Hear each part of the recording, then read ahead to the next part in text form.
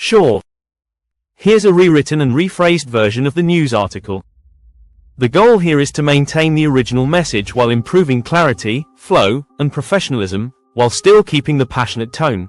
Hands off Social Security. Americans rise up in nationwide protest today, a powerful message echoed across the United States as millions of Americans participated in a nationwide, hands-off, protest, demanding the protection of Social Security and other essential federal programs. Over 1,400 demonstrations were held across all 50 states, including deep red states, marking one of the largest grassroots mobilizations in recent years. Reports suggest that today's turnout may have even surpassed the historic 2017 Women's March, which drew millions to the streets in protest of Donald Trump's administration. That movement ultimately played a critical role in Democrats flipping 41 seats and taking control of the House by a record margin. The protest centered around three clear demands. 1. Ending the billionaire-driven corruption of the Trump administration. 2. Halting cuts to crucial programs like Medicaid and Social Security. 3. Stopping attacks on marginalized communities, including immigrants and trans people. However, not everyone is taking the right message from these peaceful demonstrations. In response to MSNBC's Rachel Maddow covering the protests, a right-wing account accused the movement of being a Soros-funded uprising involving paid protests in all 50 states. Elon Musk responded ominously, tweeting, "They will be held accountable." Despite these baseless claims, there have been no reports of violence, vandalism, or terrorism, only peaceful demonstrations by Americans who want their voices heard.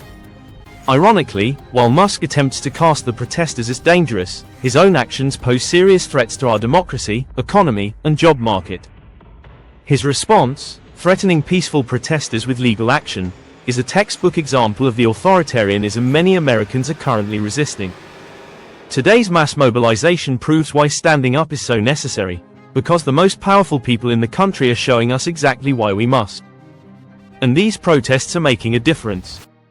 Take, for instance, the Trump administration's recent withdrawal of Elise Stefanik's nomination for UN ambassador, reportedly due to fears of losing a seat in a district Trump previously won by 21 points. Or the stunning 10-point loss of a conservative candidate in Wisconsin's Supreme Court race. Even in Florida, where Democrats ultimately fell short, there was a dramatic 16-point swing to the left. Clearly, this energy is having a real impact. This is bigger than just domestic politics, it's a message to the world. While the Trump administration alienates allies and embraces authoritarianism, millions of Americans are pushing back. We want our international friends to know, most of us share your concern. We need allies, both within the US and abroad, to help counter the rising tide of Trumpism. To everyone reading, whether American or not, your voice matters. The success of today's protests proves the power of collective action. This is not the time to back down.